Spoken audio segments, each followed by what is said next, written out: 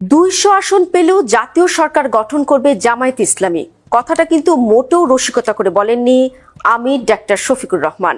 গোয়েন্দা তথ্য সেই কথাই বলছে, ২০০ আসনে জয়ের লক্ষ্যে এগুচ্ছে দলটি, আর বিজয় সুনিশ্চিত করতে সব ধরনের প্রস্তুতি সম্পন্ন করেছে জামায়াত। আলোচনার শুরুতেই শিরোনাম নিয়ে কিছু বলা আবশ্যক। এখানে ভারতের হিট লিস্টে জামাত। আমাদের দেশে হিট লিস্ট শব্দটি সাধারণত নেতিবাচক অর্থে ব্যবহৃত হয়। কাউকে টার্গেট করা, কাউকে ধ্বংস করা, কাউকে মেরে ফেলা। সাধারণত এ সকল বিষয়ে বোঝানোর জন্য সংবাদপত্রগুলো সাধারণত হিট লিস্ট শব্দটি ব্যবহার করে। কার্যত হিট লিস্ট শব্দটি মূলত কাউকে গুরুত্ব সহকারে বিবেচনা করা, কারোর সঙ্গে সম্পর্ক স্থাপন করা এবং কাউকে একেবারে জোরাজুরি করে তার সঙ্গে একটি সম্পর্ক স্থাপন করার নামও অনেক ক্ষেত্রে হিট লিস্ট হয়ে যায়। তো সেই অর্থে দিল্লির সঙ্গে, ভারতের সঙ্গে, নরেন্দ্র মোদীর সঙ্গে বর্তমান জামাতের সম্পর্কের যে একটা নতুন দ্বার উন্মোচিত হয়েছে, এটি বোঝানোর জন্য আমি মূলত এই হিট লিস্ট শব্দটি ব্যবহার করেছি। আজ থেকে বহু বছর আগে আমার যতটা মনে পড়ে, যখন কাদের মোল্লার ফাঁসি নিয়ে খুব আলাপ আলোচনা হচ্ছিল, ঠিক ওই সময়টাতে আমি একটা পত্রিকা বের করতাম, অনলাইন পত্রিকা, যেটির নাম ছিল dnews.com, মানে differentnews.com। 2011-12 সনে যারা পাঠক ছিলেন তারা জানতেন যে এটি ওই সময়টাতে খুবই জনপ্রিয় একটি অনলাইন মাধ্যম ছিল এবং অ্যালেক্সাতে র্যাঙ্কিংয়ে এটি প্রথম 5টি শীর্ষ সংবাদপত্রের মধ্যে আমার এই পত্রিকাটি ছিল। তো সেই পত্রিকাতে প্রায় প্রতিদিনই এই চমকপ্রদ নিউজগুলো আমি দিতাম। তখন একবার একটা নিউজ করেছিলাম যে জামাতের নেতাদের যে যুদ্ধ অপরাধের বিচার হচ্ছে, এই বিচার প্রক্রিয়া প্রভাবিত করার জন্য জামাত সারা দুনিয়াতে লবিস্ট নিয়োগ করেছে এবং ভারতেও তাদের লবিস্ট নিয়োগ করা হয়েছে। তো এটা যখন ছাপা হলো, একেবারে হই হই রই রই কাণ্ড চারিদিকে। কেউ বিপক্ষে বললেন, কেউ পক্ষে বললেন। যারা পক্ষে বললেন তাদের বক্তব্য ছিল যে জামাতের সঙ্গে ইন্ডিয়ার সম্পর্ক হতে পারে, জামাতের পক্ষে সবকিছু সম্ভব। আবার অন্যদিকে যারা বিপক্ষে তারা সেই চিরাচরিত ভাষায় গালাগাল, এবং অবাকের ব্যাপার হলো যে জামাতের লোকজন এখন যত চমৎকার ভাষায় গালাগাল করতে পারে, অশ্লীল অশ্রাব্যতায় তারা বিশ্ব রেকর্ড তৈরি করে ফেলেছে, ঠিক এতটা দক্ষতা তখনও হয়নি 2011-12 সনে, কিন্তু তারপরেও তারা ওই সময় গালাগাল দিত। আমার একটা ইউটিউবে আমার একটা ভিডিও আপলোড হয়েছিল, পার্লামেন্টে জামাত বিরোধী একটা বক্তব্য দিয়েছিলাম। সেই বক্তব্যটার কমেন্টে গিয়ে আপনি দেখতে পারবেন যে ওই সময়টিতে জামাতরা কিভাবে গালাগাল করত। একদিকে তাদের বা আমি যে সময়টাতে ফাঁসি তখনও হয়নি, জামাতের বিচার প্রক্রিয়া শুরু হয়নি, পার্লামেন্টে আমার প্রথম বক্তব্যর মধ্যেই 2009 বা 10 সনের প্রথম দিকে আমি এই ভাষণটা দিয়েছিলাম। কিন্তু আজকের জামাতের যে গালাগাল বা যা কিছু, ওটা 2009-10 সনে কেমন ছিল তখন ওই ভিডিওটা দেখলেই আপনারা বুঝতে পারবেন। তো যেটা বলছিলাম যে জামাত ভারতের সাথে সম্পর্ক স্থাপন করার জন্য লবিস্ট নিয়োগ করেছে। তো এই ঘটনা পরবর্তীতে যখন 2015 বা 16 সনে জামাতের সঙ্গে ভারতের কি সম্পর্ক, কোন পর্যায়ের সম্পর্ক, সেটা চাক্ষুষ দেখার সুযোগ হয়েছিল। আমি শুধু এতটুকু বললাম। জামাত এই যুদ্ধাপরাধীদের যে বিচার, সেই বিচার প্রক্রিয়াতে ভারতের সহযোগিতার জন্য তাদের বড় বড় নেতাদেরকে এই যুদ্ধাপরাধের দায় থেকে মুক্ত করার জন্য করেনি এহেন চেষ্টা নেই, কিন্তু জিনিসগুলো কাঁচা হাতে তখন হ্যান্ডেল হয়েছে। আমেরিকাতে যারা বিনিয়োগ করেছে বা ভারতে যে সমস্ত কর্তাদের সাথে জামাতের যে সকল স্তরের নেতারা দেখা সাক্ষাৎ করেছে, সেখানে পারস্পরিক যে হ্যান্ডেলিংটা ভালো মতো হয়নি। আমি এরকম একটা দুটো ঘটনা জানি যেখানে ভালো মতো হ্যান্ডেলিং হলে পরিস্থিতি ভিন্নতর হতে পারত। এনিওয়ে, তো এখন যেটা বললাম যে জামাতের রাজনীতির বাংলাদেশে প্রথম থেকেই মূলধন হলো ভারত বিরোধিতা। তো সেই ভারত বিরোধিতা করে তারা রাজনীতি করে আসছে। কিন্তু আমাদের দেশের রাজনীতির দুটো প্রকৃতি রয়েছে। আপনি যদি রাজপথে লড়াই করতে চান, সংগ্রাম করতে চান, আন্দোলন করতে চান, তাহলে জনপ্রিয়তা পাওয়ার জন্য ভারত বিরোধী বক্তব্য একেবারে মুড়ি মুরকির মতো আপনি খাওয়াতে পারবেন লোকজনকে। তারপর আমেরিকার বিরুদ্ধে আপনি বক্তব্য দিয়ে, সাম্রাজ্যবাদী বিরুদ্ধে বক্তব্য দিয়ে আপনি মাঠ গরম করতে পারবেন। কিন্তু যেই মুহূর্তে আপনি ক্ষমতায় যাবেন, বা আপনি যদি সত্যিকার অর্থে ক্ষমতায় যেতে চান, যে কোনো মূল্যে আপনাকে ভারতের সঙ্গে এবং আমেরিকার সঙ্গে সম্পর্ক রক্ষা করতে হবে। 50-এর দশক থেকে, মানে দ্বিতীয় বিশ্বযুদ্ধের পরে যখন লিগ অব নেশন বন্ধ হয়ে আবার জাতিসংঘ প্রতিষ্ঠিত হলো, তখন থেকেই পাকিস্তানের জন্য এবং পূর্ববঙ্গের জন্য আমেরিকা অপরিহার্য হয়ে পড়ল। একই সঙ্গে ভারতের সঙ্গে বিরোধিতা অপরিহার্য হয়ে পড়লো বটে, কিন্তু 1971 সনের মুক্তিযুদ্ধের পর ভারতের সঙ্গে সম্পর্কটা আমাদের জন্য অনিবার্য হয়ে পড়েছে। বঙ্গবন্ধুর মৃত্যু, ভারতের সাথে সম্পর্ক স্থাপন করতে না পারার ব্যর্থতা। 1996 থেকে 2001 সনে শেখ হাসিনার ট্রিমেন্ডাস কর্মকাণ্ড, অসাধারণ ভালো কর্মকাণ্ডের পরেও তিনি ভারতের অসহযোগিতায় ক্ষমতা আসতে পারেননি, এটা তিনি পার্লামেন্টে দাঁড়িয়ে বলেছেন। তারপর সেন্ট মার্টিন আমেরিকা চাচ্ছে বাংলাদেশের কাছে, এটা বাংলাদেশ দিতে পারেনি বা শেখ হাসিনা দিতে পারেনি, এজন্য তাকে চলে যেতে হয়েছে বা চলে যেতে হবে। এবং তিনি সেটা ডিক্লেয়ার করেছিলেন যে আমি বঙ্গবন্ধুর কন্যা, আমার ক্ষমতা দরকার নেই, কিন্তু আমি দেশ বিক্রি করে ক্ষমতায় আসতেও পারবো না, থাকতেও পারবো না, যেতেও পারবো না, যা হয় হবে। তো এখন এই যে গত 10 মাসের যে বাস্তবতা, তার আগে আরো 7 মাসের বাস্তবতা, অর্থাৎ আগস্ট মাস থেকে আজ অবধি প্রায় 17 মাস হয়ে গেল। এই 17 মাসের যে রাজনীতি, এখানে আওয়ামী লীগ খুব ভালো করে বুঝে গেছে যে তাদের কি ভুলগুলো হয়েছিল। বিএনপি ঘুরে দাঁড়ানোর চেষ্টা করছে, জামাত ঘুরে দাঁড়ানোর চেষ্টা করছে, আর বর্তমান সরকার তারা হাড়ে হাড়ে অনুভব করছে যে ব্যর্থতাটা কোন পর্যায়ে পৌঁছে গেছে এবং এখান থেকে আসলে ঘুরে দাঁড়ানো সম্ভব কিনা সেটা নিয়েও তারা গবেষণা করছে।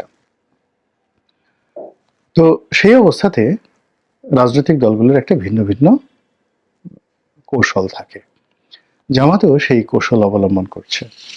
তাদের সঙ্গে পাকিস্তানের ঐতিহাসিক সম্পর্ক, তুরস্কের সঙ্গে কৌশলগত সম্পর্ক, সৌদি আরবের সঙ্গে কৌশলগত সম্পর্ক, এই সম্পর্কটি হয়তো অর্থনৈতিকভাবে কিংবা তাদের যে নীতিগত যে সকল সিদ্ধান্ত রয়েছে বা তাদের যাকে বলা হয় অ্যামিউজমেন্ট, সেই পলিটিক্যাল অ্যামিউজমেন্ট, রাজনীতির যে বিনোদন, সেই বিনোদনের জন্য এ সকল রাষ্ট্রের সাথে সম্পর্ক হয়তো কাজে লাগবে। আপনি একটা ভ্রমণে গেলেন, রাজকীয় মেহমান রূপে মক্কা মদিনাতে সফর করলেন, তুরস্কের সরকারি ভিসাতে গেলেন, 15 দিন সেখানে একটা প্লেজার ট্রিপ করে আসলেন, এটাকে বলা হয় পলিটিক্যাল অ্যামিউজমেন্ট। চায়না এই কাজগুলো করে খুব বেশি। বিভিন্ন দেশ থেকে তাদের পছন্দের মানুষদেরকে চীন দেশে নিয়ে ভীষণ রকমভাবে তারা আদর করেন, আপ্যায়ন করেন। আমি চীনের রাষ্ট্রীয় অতিথি হিসেবে একবার সেখানে গিয়েছিলাম, আমি এই জিনিসগুলো দেখেছি। কিন্তু ভারতের সঙ্গে যে বাংলাদেশের পলিটিক্যাল পার্টিগুলো, রাজনীতির যে সম্পর্কগুলো, এগুলো আসলে মানে বিকল্প নেই। এই সম্পর্কগুলো করতেই হবে আপনাকে যদি আপনি ক্ষমতায় যেতে চান এবং ক্ষমতায় থাকতে চান। স্বাধীনতার পর থেকে বাংলাদেশের অনেকের সঙ্গে ভারত সম্পর্ক করার চেষ্টা করেছে, কিন্তু কার্যত যেটা বাস্তবতা ভারতের জন্য নির্মম অভিজ্ঞতা, সেটা হলো একমাত্র জাতীয় পার্টি ছাড়া ভারতের সঙ্গে কেউ বিশ্বস্ত আচরণ করেনি। জাতীয় পার্টি এরশাদ সাহেব প্রথম দিন থেকে একেবারে মৃত্যু পর্যন্ত, আবার এরশাদ সাহেবের পর তার যে ভাই, যিনি এখন জিএম কাদের আছেন, জাতীয় পার্টির প্রেসিডেন্ট, আর তার যে সেক্রেটারি, মানে ওনারা সবসময়ই ভারতের সঙ্গে একটি বন্ধুত্বপূর্ণ এবং বিশ্বস্ত বন্ধুত্বপূর্ণ সম্পর্ক রক্ষা করার চেষ্টা করছে। ভারতের যদি সামর্থ্য থাকতো তাহলে জাতীয় পার্টিকেই কিন্তু তারা ক্ষমতায় রাখত। এবং দেখুন, এখন ভারতের যতটুকু লিঙ্ক রয়েছে বাংলাদেশের বিভিন্ন রাষ্ট্রীয় মাধ্যমে, তারা সেই গত 17 মাসে জাতীয় পার্টিকে যেভাবে নিরাপত্তা দিচ্ছে, যেভাবে অপরিহার্য করেছে, এবং রাষ্ট্রীয় শক্তিগুলো কোনো অবস্থাতেই জাতীয় পার্টির উপর তাদের খড়গ তারা চাপাতে পারছে না। এবং জাতীয় পার্টির সব গ্রুপগুলো, অর্থাৎ যেগুলো ভেঙে গেছে, যে মূল যে শক্তিগুলো যারা আছেন, আনিসুল ইসলাম মাহমুদ, ব্যারিস্টার আনিসুল ইসলাম মাহমুদ, কাজী ফিরোজ রশিদ, মুজিবুল হক চিন্নু, শহীদুর রহমান ট্যাপা, তারপর যাকে বলা হয় রুহুল আমিন হাওলাদার, বলতে গেলে জাতীয় পার্টির যারা একেবারে সূর্য সন্তান, তারা সবাই জেএম কাদেরকে ছেড়ে গেছেন। এই অবস্থাতে মানে ভারত দুটো গ্রুপের সঙ্গে কিন্তু সম্পর্ক রক্ষা করে চলছে, এবং এই দুটো গ্রুপই তারা কেউ কিন্তু আওয়ামী লীগের মতো বাংলাদেশে মজলুম নয়, নির্যাতিত হচ্ছে না, বরং বিভিন্ন পক্ষ জাতীয় পার্টির অফিস ভাঙার চেষ্টা করেছে। তাদেরকে যে শিক্ষা দেওয়া হয়েছে, তাদের হাড্ডি গুড্ডির উপর যেভাবে থেরাপি দেওয়া হয়েছে, তারা ভুলেও আর কখনো জাতীয় পার্টির অফিস ভাঙচুর করতে যাবে না। তো এই হলো ভারতের সঙ্গে বন্ধুত্বের একটা নমুনা। সেই দিক থেকে তারা বিএনপিকে চেষ্টা করেছে, আওয়ামী লীগকে চেষ্টা করেছে, এবং এই বড় দলগুলো সবসময় মানে যখন প্রয়োজন তখন ভারতের সঙ্গে একেবারে দহরা মরম সম্পর্ক স্থাপন করেছে, আর যখন প্রয়োজন নয় তখন তারা ভারতকে জাস্ট বুড়ো আঙুল দেখানোর চেষ্টা করেছে। তো সেই অতীত অভিজ্ঞতার কারণে ভারত মনে করছে যে আগামীতে যদি ইসলামী দলগুলো, তার মধ্যে বিশেষ করে জামাত ইসলামীর সঙ্গে তাদের একটা সম্পর্ক স্থাপিত হয়, এবং জামাত যেহেতু একটা রেজিমেন্টাল ফোর্স, সংগঠিত একটি রাজনৈতিক শক্তি, আর অন্যদিকে ভারতে এখন যারা রাষ্ট্র ক্ষমতায় রয়েছে বিজেপি, তারাও কিন্তু একটি রেজিমেন্টাল ফোর্স। এবং আপনি দেখবেন যে উগ্রবাদী বলেন আর উদারনৈতিক বলেন, সারা দুনিয়ার উগ্রবাদী যারা, তাদের পারস্পরিক সম্পর্কটা হয়ে যায়, আর যারা উদারনৈতিক তাদের মধ্যে একটা সম্পর্ক হয়ে যায়। এবং এটা সব ক্ষেত্রে প্রযোজ্য। আপনি একটা নতুন শহরে গেলেন, আপনি নামাজ কালাম পড়েন, সবার আগে আপনি মসজিদে দেখা পেয়ে যাবেন, মুসল্লিদের সঙ্গে আপনার বন্ধুত্ব হয়ে যাবে। আপনি যদি নেশাখোর হন, মদখোর হন, মুহূর্তের ভিতরে আপনি শহরে ঢোকার সঙ্গে সঙ্গে আপনার মদ্যপের সঙ্গে দেখা হবে, পানশালার দেখা হবে, কোথায় কি ধরনের মাদক পাওয়া যায় আপনি খুঁজে পেয়ে যাবেন। তো এ হলো মানুষের স্বাভাবিক বৈশিষ্ট্য। মানুষ যেরকম চিন্তা করে, যেরকম ক্যারেক্টারিস্টিক্স, তাদের সঙ্গে আসলে সেরকম মানুষের সম্পর্ক হয়ে যায়। তো ভারতে যেহেতু একটি উগ্রবাদী দক্ষিণপন্থী সরকার আছে, মানে আমাদের দেশে দক্ষিণপন্থী বলতে যে ইসলাম ধর্মাবলম্বীকে বোঝায়, ভারতে দক্ষিণপন্থী বলতে হিন্দু ধর্মাবলম্বীদের বোঝায়। তারা উভয়ই তাদের হিন্দু জাতীয়তাবাদ আর বাংলাদেশে জামায়াত ইসলামী এবং তাদের যারা বন্ধু তারা মুসলিম জাতীয়তাবাদ প্রতিষ্ঠা করতে চায়। তো সেই দিক থেকে তাদের মধ্যে মানে একই রাষ্ট্রের মধ্যে সমস্যা হতে পারে, কিন্তু ভিন্নতর রাষ্ট্রে তাদের মধ্যে কোনো সমস্যা নেই। যে রাজনীতির জিকির তুলে বিজেপি সফল হয়েছে, একই রাজনীতির জিকির তুলে জামাতের সহযোগিতা পেলে ভারতের তারা সফল হতে পারে। এবং এই কারণে সাম্প্রতিক সময়ে যে রয়টারের খবর প্রচারিত হয়েছে, সেই প্রচারণায় আমরা দেখলাম যে জামাতের আমিরের সঙ্গে ভারতের কূটনীতিবিদদের সাক্ষাৎকার হয়েছে। যদিও এটা নিয়ে নানা রকম ব্যাখ্যা রয়েছে, বিবৃতি রয়েছে। কেউ বলছে লন্ডনে সাক্ষাৎ হয়েছে, কেউ বলছে না জামাতের আমিরের বাসায় সাক্ষাৎ হয়েছে, কেউ বলছে 5-6 মাস আগে সাক্ষাৎ হয়েছে, ইত্যাদি নানা কথা। কিন্তু বাস্তবতা হলো সাক্ষাৎ হয়েছে, এটাই ধ্রুব সত্য। এখন এই যে এই সময়টিতে জামাতের সঙ্গে ভারতের যে সম্পর্ক, দেখা সাক্ষাৎ করা, এটি বিএনপির সঙ্গে, আওয়ামী লীগের সঙ্গে বা জাতীয় পার্টির সঙ্গে ভারতের যে সম্পর্ক তার থেকে আলাদা। এর কারণ হলো যে জামাত মূলত এখন কার্যত দেশ চালাচ্ছে, আর জামাত যে প্ল্যান করে এগুচ্ছে সামনে, কোনো রকম সারা শব্দ না করে, নির্বাচনের মাঠে কোনো রকম সিন ক্রিয়েট না করে, তারা ম্যাটিকুলাসলি নির্বাচনে জয়লাভ করার যে পরিকল্পনা করে যাচ্ছে, এটা আমাদের বাংলাদেশের আমরা যারা আমজনতা আছি, সাধারণ আমরা আছি, আমরা হয়তো অনেকে অনুমান করতে পারছি না, কিন্তু আমেরিকা কিন্তু ঠিকই বুঝতে পেরেছে। তারপর ভারতও ঠিকই বুঝতে পেরেছে যে এখানে রাজনীতির হিসাব পাল্টে যেতে পারে যে কোনো সময়, যে কোনো পরিস্থিতিতে। এই কারণে হলো আসলে কৌশল এমন একটা জিনিস। তারপরে আসমানি ধরেন সাহায্য তো অবশ্যই আছে। যারা ধর্মকর্মে বিশ্বাস করেন তারা মনে করেন যে আল্লাহর সহযোগিতা না থাকলে রাষ্ট্র ক্ষমতা আসা যায় না। যুদ্ধে জয়লাভ করা সংখ্যার উপর নির্ভর করে না। মাত্র ৩০০ জন লোক নিয়ে ১০,০০০ লোকের বিরুদ্ধে যুদ্ধ করা গেছে এবং ৩০০ জন লোক জয়ী হয়েছে। আর ইসলাম ধর্মের ইতিহাসে ৩১৩ জন ভার্সেস ১,০০০ বদরের যুদ্ধে। সেখানে মুসলিম বাহিনীর বিশাল বিজয়। আবার পরবর্তী সময়ে যে উহুদের যুদ্ধ হলো বা খন্দকের যুদ্ধ হলো, এই যুদ্ধগুলোতেও কিন্তু মুসলমানদের সংখ্যা ছিল খুবই নগণ্য। একইভাবে আলেকজান্ডার মাত্র ৪০,০০০ সৈন্য নিয়ে তিনি পারস্যে গিয়ে ৩ লাখ পার্সিয়ান আর্মির বিরুদ্ধে লড়াই করে তিনি জয়লাভ করেছেন। এগুলো সব ইতিহাস। এর কারণ হলো এখানে রেজিমেন্টাল ফোর্স, ট্রেনিং, সাহস, কৌশল ইত্যাদির উপর অনেক কিছু নির্ভর করে। তো জামাত যতটুকু আছে, ১ জন, ২ জন, ৩ জন, ৪ জন, আপনি যাই বলেন না কেন, যেভাবে তুচ্ছ-তাচ্ছিল্য করেন না কেন, এটা একটা রেজিমেন্টাল ফোর্স।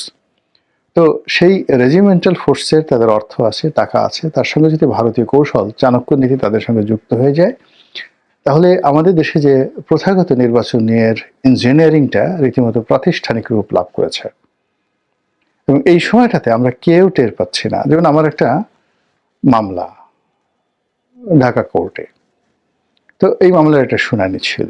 তো নির্বাচন আরো ১.৫ মাস আগে, কিন্তু কোর্ট কাছারির বেশিরভাগ ম্যাজিস্ট্রেট এখন নির্বাচনের দায়িত্বে কিন্তু তারা চলে গেছে। আমরা যারা অনিশ্চয়তার কথা বলছি, আমরা যারা নির্বাচনে বিএনপির বিজয়ের ব্যাপারে শতভাগ নিশ্চিত হয়ে বসে আছি, কিন্তু এখানে যে কি ইঞ্জিনিয়ারিংটা হচ্ছে, কি চাণক্য নীতি হচ্ছে, পর্দার আড়ালে কি যে খেলাধুলা হচ্ছে, এটি যারা এটা পরিচালনা করছেন তারা বলতে পারবেন। বিএনপি হয়তো শক্তিমত্তার উপরে, সংখ্যাধিক্যের উপর, জনপ্রিয়তার উপর তারা নির্ভর করছে, আর অন্যদিকে জামাত কৌশলের উপর নির্ভর করছে, প্ল্যান, পরিকল্পনার উপর নির্ভর করছে। তাদের যে দেশি এবং বিদেশি যে শক্তি রয়েছে এবং প্রশাসনের বিভিন্ন স্তরে তাদের যে সকল লোক রয়েছে, সবার সঙ্গে একটা সম্মিলিত, যাকে বলা হয়, প্ল্যান করে তারা এগোচ্ছে। নির্বাচন হবে অথবা হবে না, কিন্তু যাই হোক না কেন তারা যেন তাদের অস্তিত্ব বজায় রাখতে পারে সসম্মানে, মর্যাদা এবং শক্তিতে। সেই ব্যাপারে তারা যে কাজগুলো করছে এবং সেই কাজের ক্ষেত্রে দিল্লির সঙ্গে তাদের যে সম্পর্কটা, এটা স্বাভাবিক, একেবারে স্বাভাবিক। আর অন্যদিকে দিল্লিও এই পরিবর্তিত পরিস্থিতিতে তারা জামাতকে বন্ধু হিসেবে নিতে পারে। এর কারণ হলো অতীতে বঙ্গবন্ধুর জামানা, শেখ হাসিনার জামানা, বিএনপির জামানা, সব জামানাতেই কিন্তু ভারত নিদারুণভাবে অপমানিত, লাঞ্ছিত হয়েছে। ভারতের সঙ্গে যারা ক্ষমতায় বসে খুবই মিষ্টি মিষ্টি কথা বলে আর রাজপথে ভারতকে খুব গালাগাল করে। তো সেই দিক থেকে যদি এই গালাগালি ভারতকে শুনতে হয়, তাহলে হোয়াই নট জামাত? তো সেই দিক থেকে হয়তো দিল্লিতে কোনো পরিকল্পনা হচ্ছে, জয়শঙ্করের দপ্তর, তারপরে অজিত দোভালের দপ্তর, এমনকি প্রধানমন্ত্রী নরেন্দ্র মোদীর দপ্তর হয়তো এই মুহূর্তে ভীষণ রকম ব্যস্ত সময় কাটাচ্ছে। আর সেই ব্যস্ত সময়ের কারণে বাংলাদেশের রাজনীতিতে সবাই খুব এই মুহূর্তে অস্থির এবং উত্তেজনা দেখালো। জামাত অনেকটা নির্ভার, নিস্তব্ধ এবং কোনো রকম প্রতিক্রিয়া দেখাতে চাচ্ছে না। ফলে ভারতের সঙ্গে জামাতের যে সম্পর্ক, এটি আগামীতে কি রসায়ন নিয়ে আসে সেটি এখন দেখার বিষয়।